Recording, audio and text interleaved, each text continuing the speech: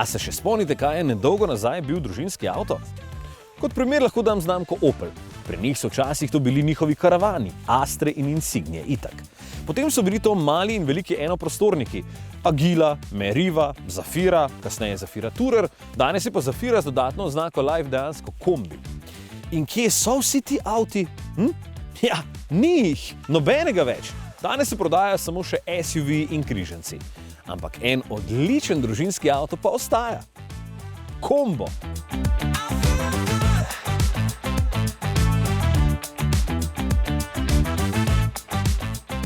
Kaj pa pomeni družinski avto? Zakaj je en boljši kot drugi? Ja, Matej? Ko sem jaz imel majhna otroka, sem totalno cenil drsna vrata na bokih. To se mi zdi ena najbolj praktičnih rešitev, ker pogosto nameščaš recimo otroške sedeže v kabino, da ne govorim o butanju z vrati na parkiriščih, ko otroci včasih mačka preveč energično odprejo, pa so pa hitro buške na vratih. A ne isto. No, tukaj tega ni. Potem tudi sami sedeži. 3 ločeni za 3 otroške sedeže, vsi 3 imajo tudi Isofix, znotraj pa itak ogromno prostora, da vas potem ne bodo brcali z nogami v hrbet. Takšni družinski kombiji imajo zunaj še vedno razmeroma kompaktne mere, znotraj pa je res veliko prostora, kar je meni vedno prišlo prav, ko smo se dobesedno selili na dopust. Naslonjala se fino prekucnejo in tvorijo ravno dno, kar pomeni, da lahko potem fajn prevažate tudi večje kose pohištva, ko se boste dejansko selili. Prtljažnik pa je res velik in ima predvsem ravne stene, da boste lažje zlagali velike stvari vanj. Recimo moje telesce. Najbolj pomemben je pa seveda voznik in njegov prostor. Namestitev je tu zelo udobna, če je oprema malo boljša, ker sta sedeža fina, sploh ta naslonjala za roke so mi všeč.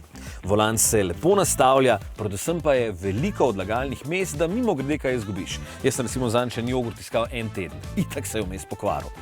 Tukaj je potem tudi velik prostor, ampak vseeno vidim možnosti za izboljšave, ker bi tole lahko naredili bistveno manjše in odprli več prostora za stvari.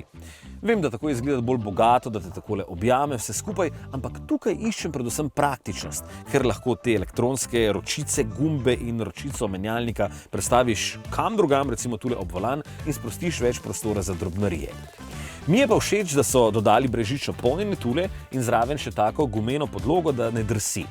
Zraven so v osnovi še priključki USB, 2 sta tukaj, ampak ta ima še klasično 230-voltno vtičnico. Tudi ta pride še zelo prav.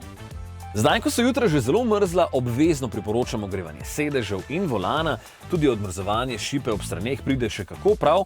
Na seznamu dodatne opreme pa bo marsikdo izbral tudi prilagodljivi tempomat, ker zna sam ustavljati in speljevati v kolonah, če imate samodejni menjalnik. Merilniki so tukaj digitalni, zaslon je velik in vse štima, plastika je pa trda. To je pač kompromis pri takšnem tipu avta, ki je bil v osnovi zasnovan kot delovni kombi. Če vas to ne moti, je to lahko v bistvu dobra stvar, ker bo dolgo zdržala in se jo da enostavno očistiti.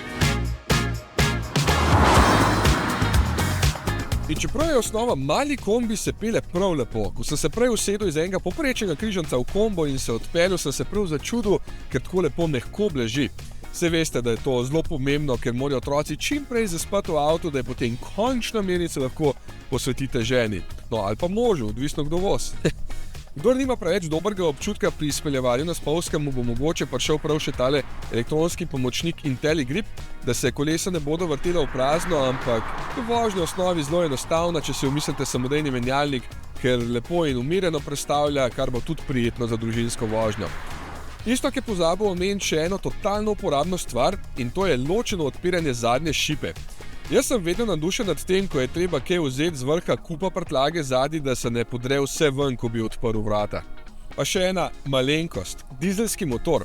So nam zadnjič na domači premieri prišepnili, da je treba pohiteti, ker jih kmalu ne bo več, in tudi res jih pri konkurenci več skoraj ni, ker prihajajo še ostrejše omejitve glede izpustov. Motor sicer ni najbolj tih, je pa zato dovolj zmogljiv, tukaj ima 1,5 litra prostornine in 96 kW, to je 130 konjev. Na dolgih vožnjah pa se izkaže še kar v redu porabo, okrog 7 litrov bo popil.